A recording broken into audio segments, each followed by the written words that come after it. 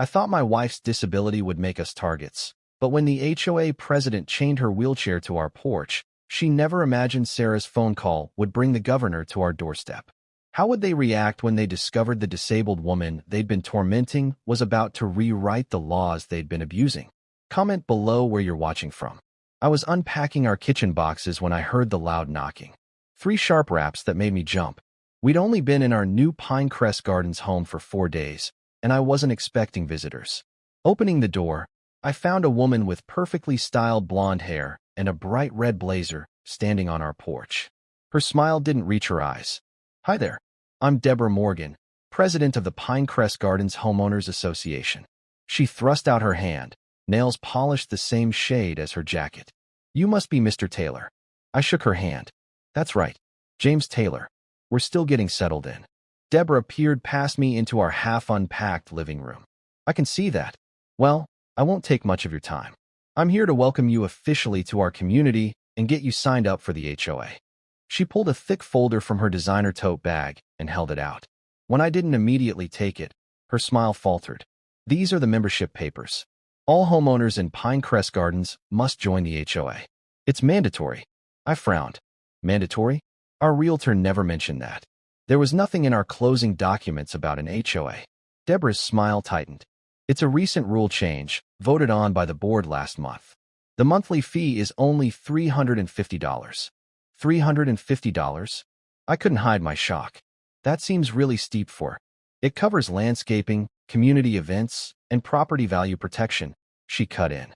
"Our neighborhood has the highest home values in the county because of our strict standards." Just then, I heard the quiet whir of my wife's motorized wheelchair coming down the hallway. "James?" "Who is it?" Sarah asked, rolling up beside me. My wife's long brown hair was pulled back in a simple ponytail, her face tired from the move but curious. Deborah's eyes widened slightly at the sight of Sarah's wheelchair. Her gaze dropped to the chair, then moved to Sarah's legs, covered by a light blanket despite the warm weather. "This is Deborah Morgan from the HOA," I explained to Sarah. "She says we need to join." Sarah smiled warmly. "Nice to meet you. We're excited to be here. The single-level layout and wide doorways are perfect for my needs." Deborah's eyes darted to our front entrance where we'd installed a small ramp over the single step. Her lips pressed into a thin line. "About that," she said slowly. "Any exterior modifications require pre-approval from the architectural committee. I don't see any approval forms for that ramp." "We just installed it yesterday," I explained. "We needed it for Sarah to enter and exit safely." "Well, you'll need to submit formal paperwork. The committee meets monthly to review requests." Deborah pulled another form from her folder. "And speaking of modifications, I notice your mailbox isn't the standard model, and your house numbers aren't the approved font or size." Sarah's smile faded. "We haven't had time to replace those yet." "I understand," Deborah said in a tone that suggested she didn't. "But we have standards here. That's why our community looks so pristine." I felt a knot forming in my stomach. We're on a fixed income with Sarah's medical expenses. Adding $350 monthly would be a real stretch for us. Deborah's face hardened. "Rules are rules, Mr. Taylor. I'm afraid there are no exceptions." "Can I review these documents first?" I asked, finally taking the folder. "Of course. You have 1 week to submit your membership application and fees." She handed me her business card. "Call me if you have any questions." As she turned to leave, her gaze lingered on Sarah's wheelchair ramp again. "And do get that approval paperwork in for the ramp. We wouldn't want to issue a violation notice to new neighbors." After she left, Sarah wheeled back into the living room. She seemed intense. "Yeah," I agreed, flipping through the thick folder of HOA regulations. $350 a month is a lot. And look at these rules: specific plants we can grow, approved paint colors, even guidelines about when we can put out our trash cans. "Maybe it won't be so bad," Sarah suggested, always the optimist. "Communities with standards can be nice." I wasn't so sure. Something about Deborah's reaction to Sarah's wheelchair bothered me. I'd chosen this house specifically because it could be easily modified for Sarah's needs as her multiple sclerosis progressed. That night, I couldn't sleep. I kept thinking about Deborah's veiled threats and the way she looked at Sarah's wheelchair. At 2 a.m., I got up and searched online for information about Pinecrest Gardens HOA. A local news article from 6 months ago caught my eye. Pinecrest Gardens residents challenged new HOA formation. I read that several homeowners had protested the creation of the HOA, claiming they never agreed to it when purchasing their homes. Further searching led me to a community forum where residents complained about sudden rule changes and aggressive enforcement. One post stood out. They targeted Mrs. Wilson, that sweet 80-year-old widow, until she couldn't take it anymore and sold her house for way under market value. A chill ran down my spine. Had we just moved into a neighborhood with a power-hungry HOA president? And how could an HOA suddenly become mandatory for existing homeowners? I dug deeper into county records online. The HOA had only been officially registered 9 months ago, which meant it formed after many homes, including ours, had been purchased. By morning, I had a stack of printouts and a growing sense of unease. Over breakfast, I showed Sarah what I'd found. "James, this is concerning," she said, reviewing the documents. "They can't force existing homeowners to join an HOA that didn't exist when they bought their property." That's what I thought. "I'm going to call our realtor and the title company today." Sarah reached across the table and squeezed my hand. "Let's not jump to conclusions. Maybe there's a misunderstanding." Her gentle optimism was one of the many reasons I loved her. But as I watched her struggle slightly to maneuver her wheelchair around our kitchen island, an island we'd planned to modify for better accessibility, I worried about what battles might lie ahead. A week later, Deborah Morgan returned, her red blazer replaced with a crisp navy suit. Her smile vanished when I told her we wouldn't be joining the HOA. "I've consulted with our realtor and a property lawyer," I explained calmly. "Since the HOA formed after we purchased our home, we can't be compelled to join." Deborah's face flushed. "I think you'll find that's incorrect. The HOA has jurisdiction over all properties in Pinecrest Gardens. Not according to state law," I replied, holding my ground. She stared at me for a long moment. "You're making a mistake, Mr. Taylor. A big one." As she walked back to her luxury SUV parked in our driveway, I noticed her taking pictures of our front yard with her phone. "What are you doing?" I called out. "Documenting the non-conforming ramp and unapproved landscaping." She replied without looking up. "The board will need to see this." As she drove away, I couldn't shake the feeling that this was just the beginning of our troubles. What would happen next? And was our dream home about to become a nightmare? The first notice arrived just 3 days after I refused to join the HOA. A bright yellow paper tucked under our windshield wiper claiming our car was improperly parked, despite being in our own driveway. "This is silly," Sarah said, examining the notice. "We're not breaking any rules." I tossed it in the trash. "They're just trying to scare us." But the next morning, another notice appeared, this time taped to our front door. "Violation, unapproved exterior modification, wheelchair ramp." "James, look at this," Sarah called from the kitchen 2 days later. She held up a letter that had come in the mail. "They're fining us $100 per day for the ramp." I took the official-looking document, my blood beginning to boil. "They can't do this. We don't belong to their HOA." That afternoon, I called a local attorney who specialized in property law. "You're absolutely right, Mr. Taylor," she confirmed after hearing our situation. "They cannot force you to join an HOA that was created after you purchased your property, and they certainly cannot fine you for modifications needed for disability access." Armed with this information, I wrote a formal letter to the HOA board citing the relevant laws and demanding they cease harassment. I sent it certified mail so they couldn't claim they never received it. The next day, I was working from home when I heard a truck outside. Looking out the window, I spotted 2 men in landscaping uniforms in our front yard. I rushed outside. "Excuse me, what are you doing?" "HOA orders," the older man replied, barely glancing up from his clipboard. "Your lawn exceeds the height restriction by 1/4 inch." "I didn't authorize this," I said firmly. "And we're not part of the HOA." The man shrugged. "Lady who hired us said you'd say that. Said to do it anyway and bill you." "Get off my property now," I demanded, pulling out my phone to record. "This is trespassing." They left, but not before one muttered, "Good luck in this neighborhood, buddy." That evening, Sarah's physical therapist Angela arrived for their weekly session. As they worked in our living room, a police cruiser pulled up outside. An officer knocked on our door. "We received a complaint about an illegal business being operated from this address." "A business?" I repeated in disbelief. "My wife is having physical therapy for her multiple sclerosis." The officer looked uncomfortable. "Someone reported regular clients coming and going." That's absurd, I said, inviting him in to see for himself. Angela is a licensed physical therapist who comes once a week to help my wife maintain her mobility. Angela confirmed this, showing her medical credentials. The officer apologized for the disturbance. This is getting out of hand, I told Sarah after he left. Someone is watching our house and calling in false reports. Sarah's usual optimism was fading.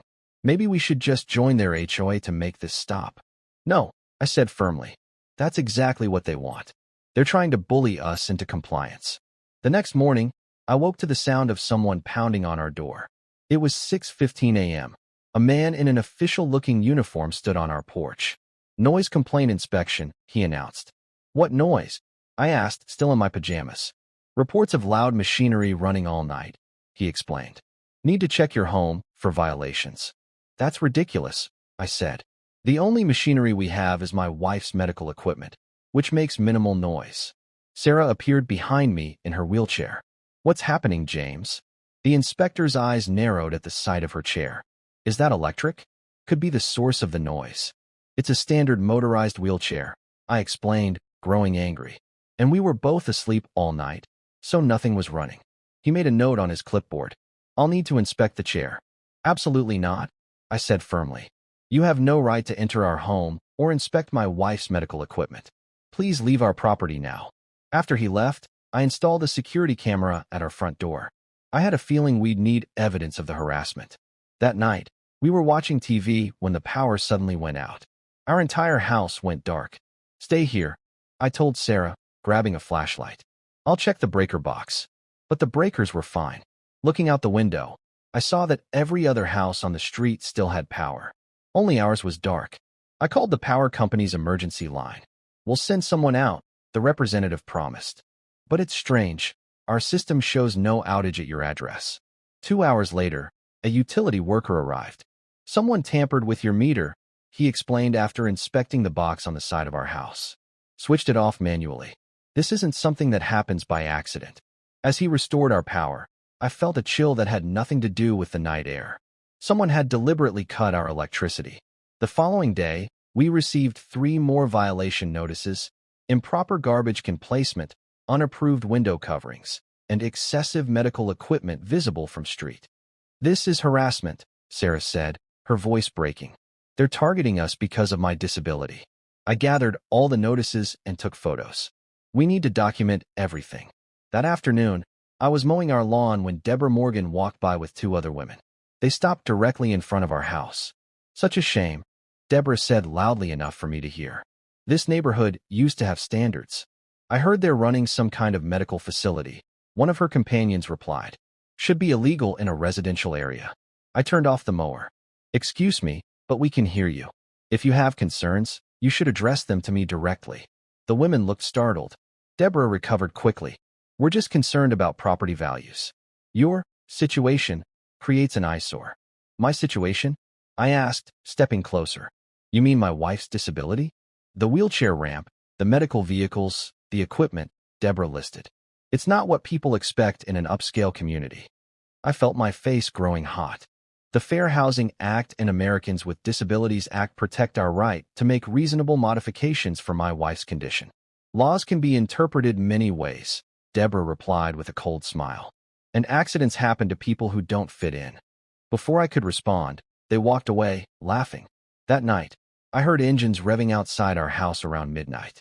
Looking out the window, I saw 3 cars parked directly in front of our driveway, blocking us in completely. I recognized Deborah's SUV and her husband Tom's sports car. A third vehicle belonged to the HOA treasurer. What if Sarah needed emergency medical care? We'd be trapped. I grabbed my phone to record and went outside. You can't block our driveway like this. Tom Morgan stepped out of his car, smirking. Public street. We can park wherever we want. This is clearly intentional harassment, I said, keeping my phone camera pointed at them. You're blocking access for a disabled person. Prove it. Deborah called from her SUV. We're just having a late-night chat. I'm calling the police, I warned.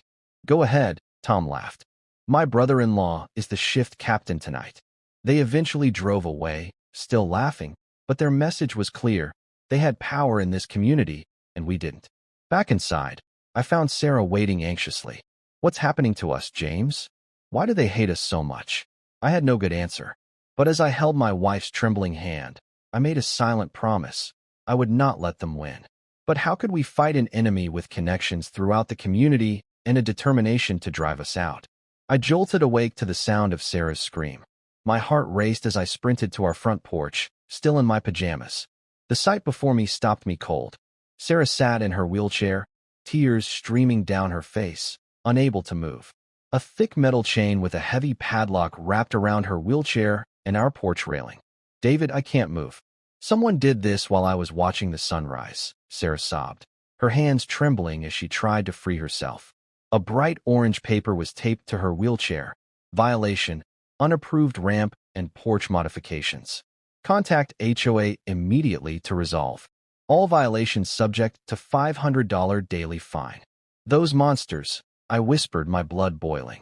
Don't worry, I'll get you free. I rushed to the garage for my bolt cutters while calling Sarah's name to keep her calm. Our elderly neighbor Frank shuffled over from next door. What in God's name? Frank gasped. Who would do such a thing?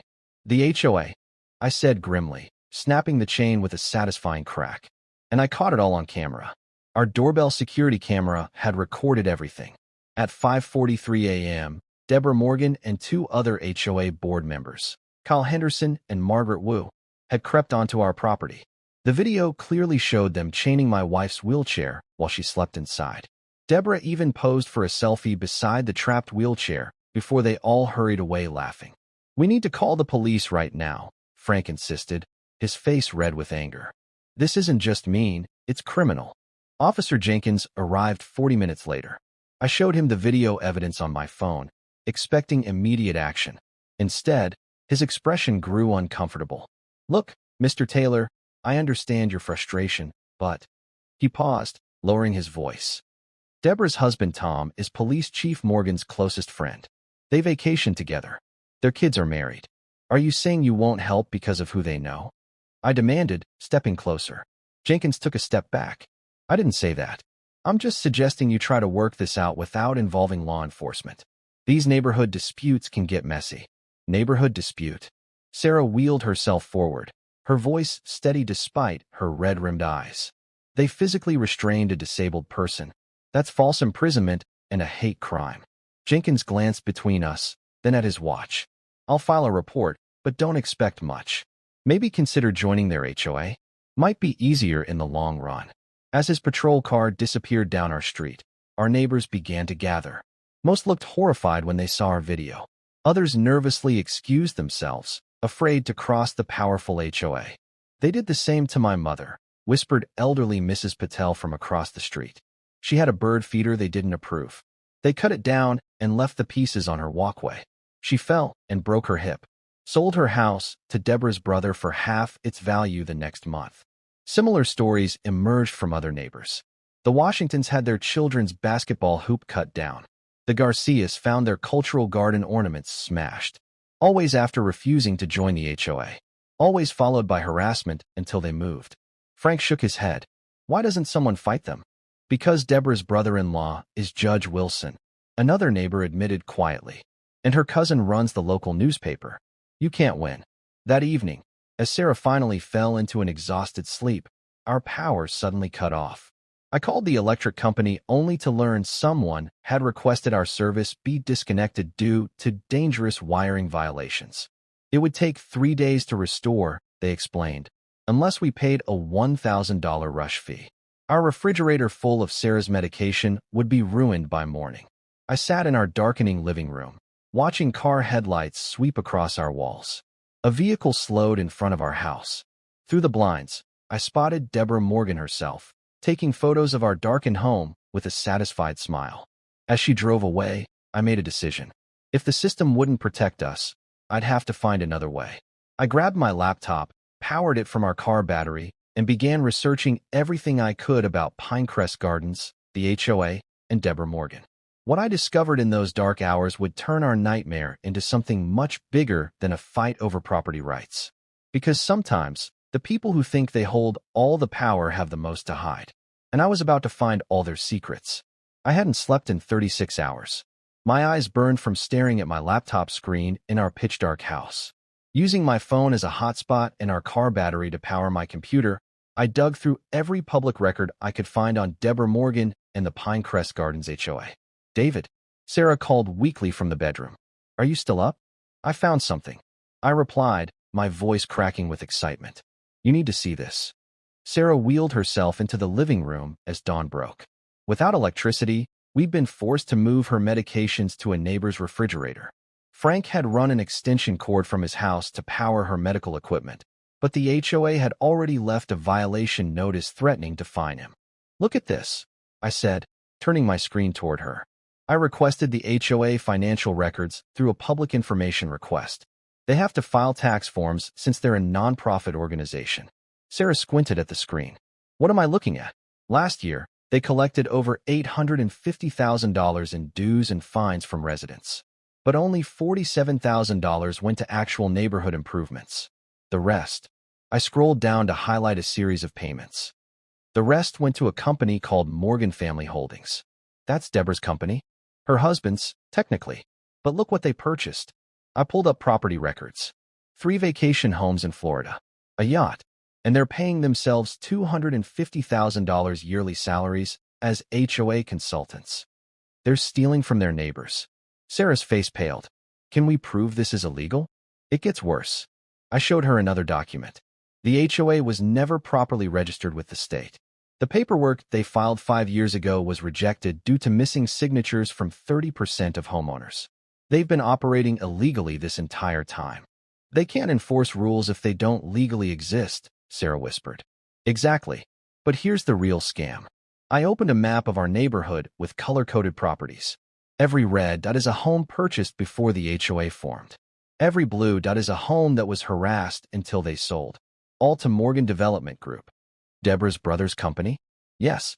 They're systematically forcing out original homeowners who never agreed to HOA rules.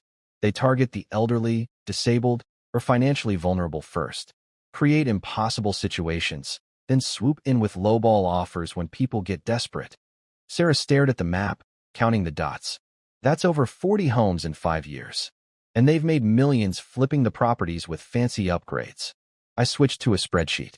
They buy at 30% below market, add cosmetic improvements, then sell to people willing to pay premium for an exclusive community with strong HOA protection.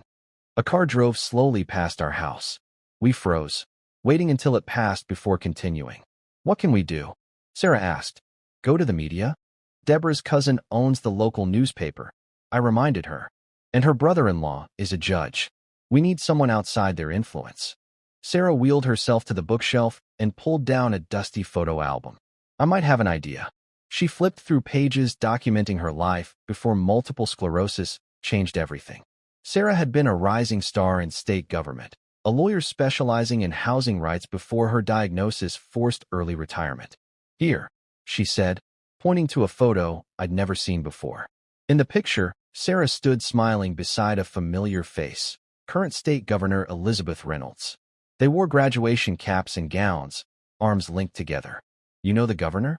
I asked, stunned. We were roommates through law school, best friends for years. Sarah's fingers traced the photo. We worked on the Housing Rights Commission together before my MS diagnosis. We lost touch after I got sick. I was ashamed to reach out once I couldn't work anymore. Sarah, this could change everything for us. The governor could. A rock crashed through our front window, sending glass shards flying.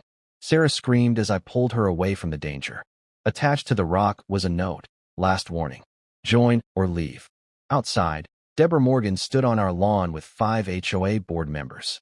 In broad daylight. Not even hiding their intimidation. You have 48 hours to sign membership papers or face consequences, Deborah shouted. No electricity, no water, no peace until you comply or sell. I stepped onto our porch, phone recording. You're breaking multiple laws right now. Trespassing, vandalism, harassment. Who's going to stop us? Deborah laughed. Your friends at the police department? Good luck with that. As they walked away, Tom Morgan called back. By the way, your wheelchair ramp will be removed tomorrow. HOA regulations don't allow permanent structures without approval. When they were gone, I turned to Sarah, trembling with anger. They're going to strand you inside our house. Sarah looked at the photo of her and Governor Reynolds one more time. then reached for her phone with determined hands. "It's time to call Beth," she said quietly, "and tell her exactly what's happening in Pinecrest Gardens." I watched as Sarah dialed a number she still knew by heart. Her hands shook, but her voice was steady when someone answered. "Hello, this is Sarah Taylor. I need to speak with Governor Reynolds about a housing crisis involving systematic discrimination against disabled residents." "Yes, it's urgent." "Yes, she'll remember me." As Sarah waited to be connected, I noticed something strange happening outside. 3 black SUVs with tinted windows had just turned onto our street, moving slowly toward our house. Who had arrived? Help or more trouble? Within minutes, we would know if our desperate gamble would save us or cost us everything. "Are you sure about this?" I asked Sarah as she finished her email to Governor Reynolds, detailing our ordeal with the HOA. "No," Sarah admitted. "But we're out of options." I paced our living room, unable to sit still. My stomach knotted with worry. What if the governor didn't remember Sarah? What if she ignored our plea? I glanced at my wife, her fingers tapping nervously on her wheelchair armrest as we waited. The ping of an incoming email made us both jump. Sarah's hands trembled as she opened it. "Oh my God," she whispered, her voice breaking. She answered already. I rushed to her side, reading over her shoulder. Not only had Governor Reynolds remembered Sarah, but she wanted to meet us tomorrow at our house. "This can't be real," I said. Sarah looked up at me, tears in her eyes. "It is. Beth always kept her promises." That night, we barely slept. I kept checking the windows, worried Deborah or her minions might be watching. By morning, dark circles lined both our eyes, but determination kept us going. At exactly 9 a.m., an unmarked black SUV pulled into our driveway. 2 men in suits scanned our property before a woman stepped out, Governor Elizabeth Reynolds herself, dressed in casual clothes to avoid attention. "Sarah Taylor," she said, embracing my wife with genuine warmth. "I've missed you."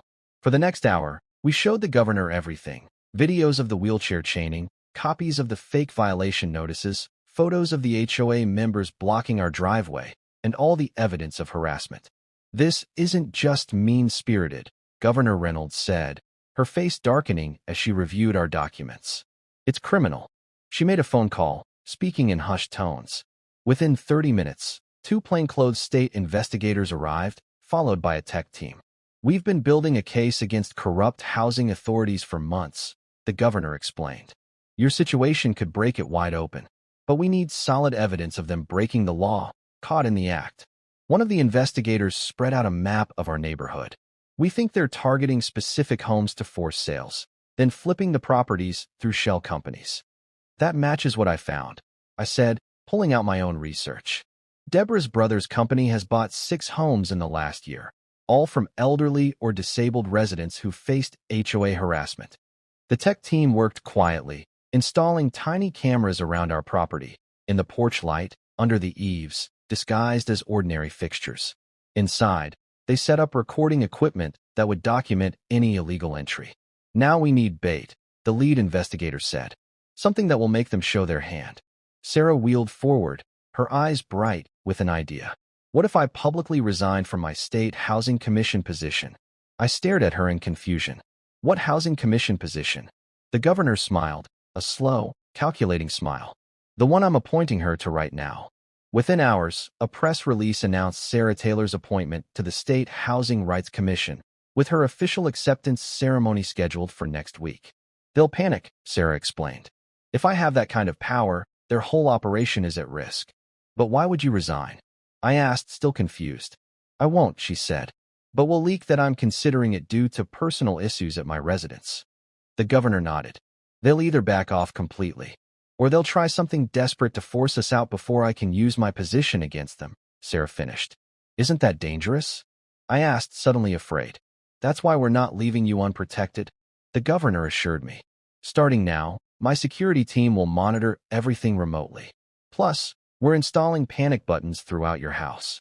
As evening fell, the final piece of our plan took shape.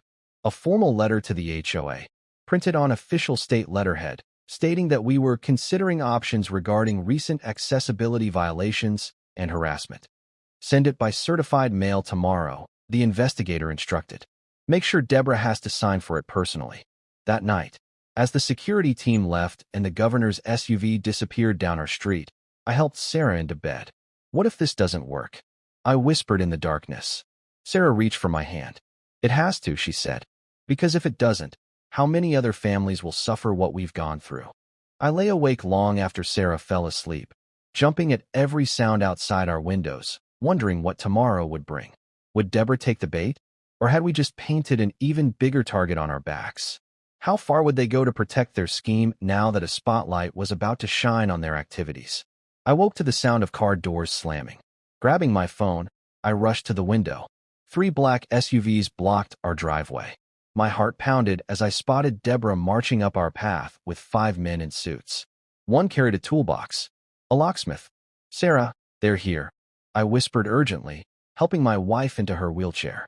Sarah's face showed no fear, only fierce determination.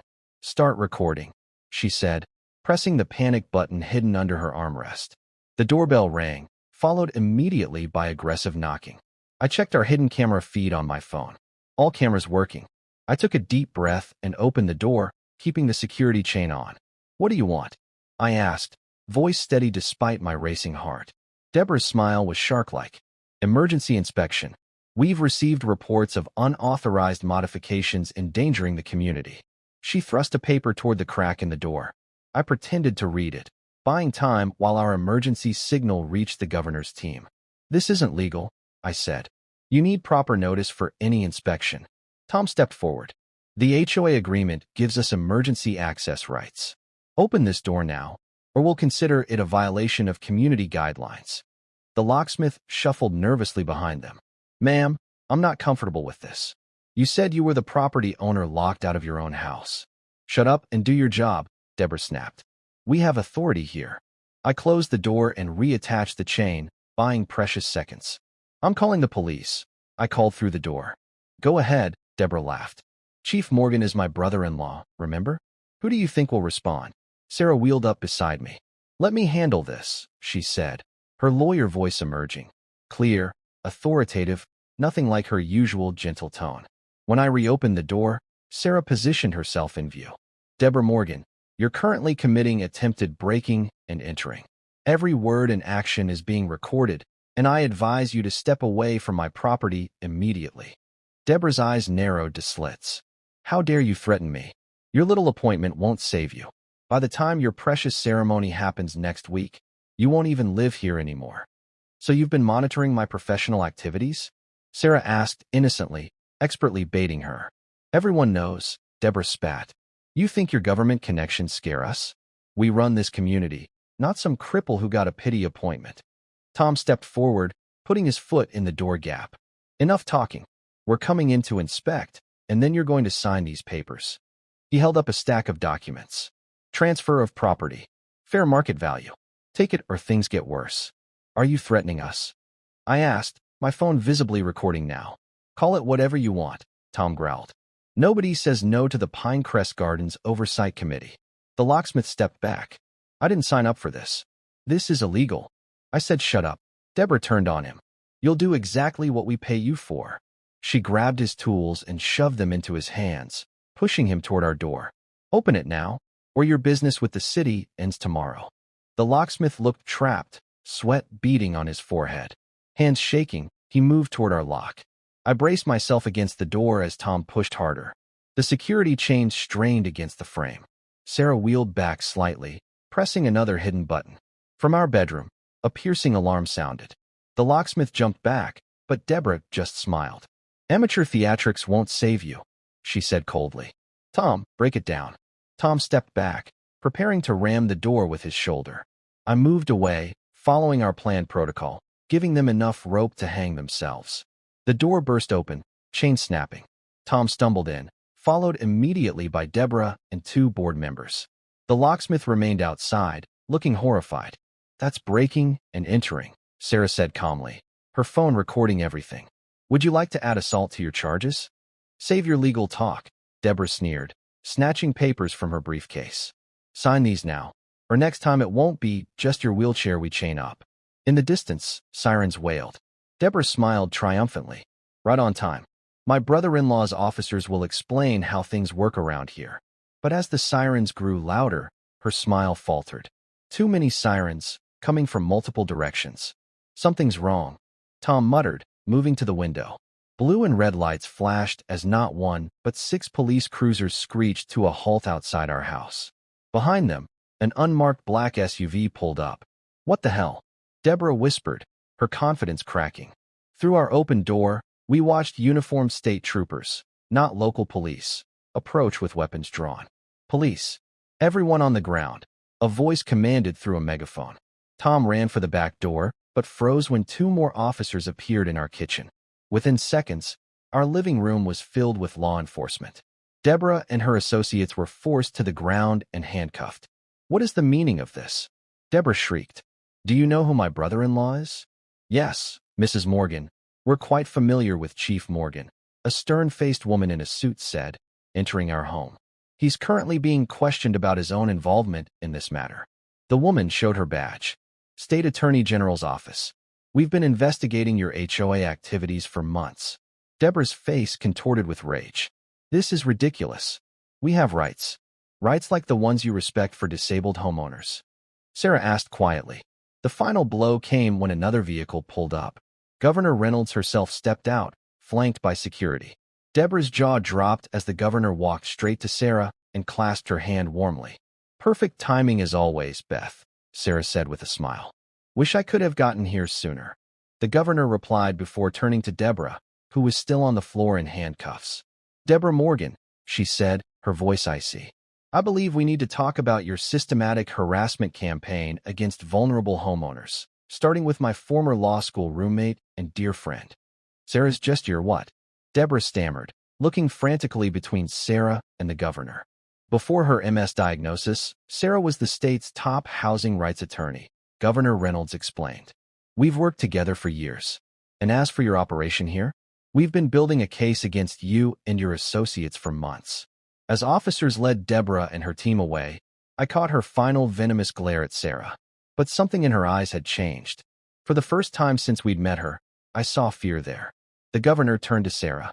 "Ready to make housing history again, counselor?" Sarah looked up at her old friend, tears in her eyes. "More ready than you know." I stood in our doorway watching the police cars drive away, wondering how many other victims of Deborah's scheme were about to get justice. And more importantly, would this be enough to finally end the reign of corrupt HOAs that preyed on the vulnerable throughout our state? Cameras flashed as Deborah was led away in handcuffs, her perfect makeup streaked with tears. "You'll regret this," she screamed at Sarah. "Do you know who my husband is?" Governor Reynolds stepped between them. "I know exactly who he is, Mrs. Morgan. And he's next." I watched in amazement as news vans lined our street. Reporters thrust microphones toward us, hungry for details about the HOA that chained a disabled woman to her porch. The story spread like wildfire. "Sarah, they want a statement," I whispered, squeezing her hand. My brave wife wheeled forward, her voice steady despite her shaking hands. "Today isn't just about what happened to me. 17 families were bullied by these people because of age or disability. That stops now." The investigation moved fast. FBI agents found offshore accounts holding over $2 million in stolen HOA fees. They discovered Deborah's brother had bought 8 properties from elderly residents who sold after strange accidents damaged their homes. 3 days later, Tom Morgan was escorted from the police station, his badge and gun taken away. His fellow officers wouldn't look him in the eye as he passed. "My uncle is a lawyer," whispered our neighbor Ellie, who had been too afraid to help us before. "He says they could face up to 15 years in prison." Our phone rang constantly with calls from other victims. An elderly man who found dead animals in his yard after refusing to sell. A deaf couple whose fire alarms were tampered with. A veteran with PTSD who found threatening notes calling him damaged goods. "We should help them all," Sarah said one night, determination burning in her eyes. 1 month later, we sat in Governor Reynolds' office as she signed Executive Order 438, freezing all HOA fees statewide pending investigation. "It's a start," she told Sarah, "but we need stronger laws." Sarah nodded. "I want to help write them." The governor smiled. "I was hoping you'd say that." I never expected my quiet wife to become the face of a movement, but there she was on television, rolling through the halls of the state capitol, meeting with lawmakers. Her MS sometimes left her exhausted, but nothing stopped her fierce drive for justice. For months past, Deborah and 5 HOA board members pleaded guilty to avoid trial. The judge showed no mercy. "You preyed on those you saw as weak," he told them. 8 years minimum, no parole. "Did you see Deborah's face?" Sarah asked me later. She still couldn't believe I had the power to fight back. The new law was bold. No HOA could form without unanimous consent from all homeowners. Existing HOAs faced strict oversight, with criminal penalties for discrimination against disabled or elderly residents. "They're calling it the Sarah Taylor Act," the governor told us at the signing ceremony. Rain fell gently as we returned home that evening. Our neighborhood looked different now. Rainbow flags and disability pride symbols appeared in windows. People waved and smiled as we passed. A moving truck stood across the street. A young couple helped their daughter, maybe 8 years old, maneuver her wheelchair down a ramp. "Welcome to Pinecrest Gardens," Sarah called, rolling toward them. The girl's face lit up seeing another wheelchair user. "You live here too?" "I do," Sarah smiled. "And you're going to love it here." Later that night, I found Sarah looking at old pictures from before her diagnosis. "Do you ever wish things had been different?" I asked softly. She closed the album. "I wish I hadn't been chained to our porch. But look what came from it." She paused. "Sometimes your biggest challenge reveals your greatest strength." A letter arrived the next morning from the state bar. They wanted Sarah to lead a new committee on disability rights law. "What do you think?" she asked, eyes sparkling with excitement. I kissed her forehead. "I think Deborah Morgan made the biggest mistake of her life when she decided to mess with my wife.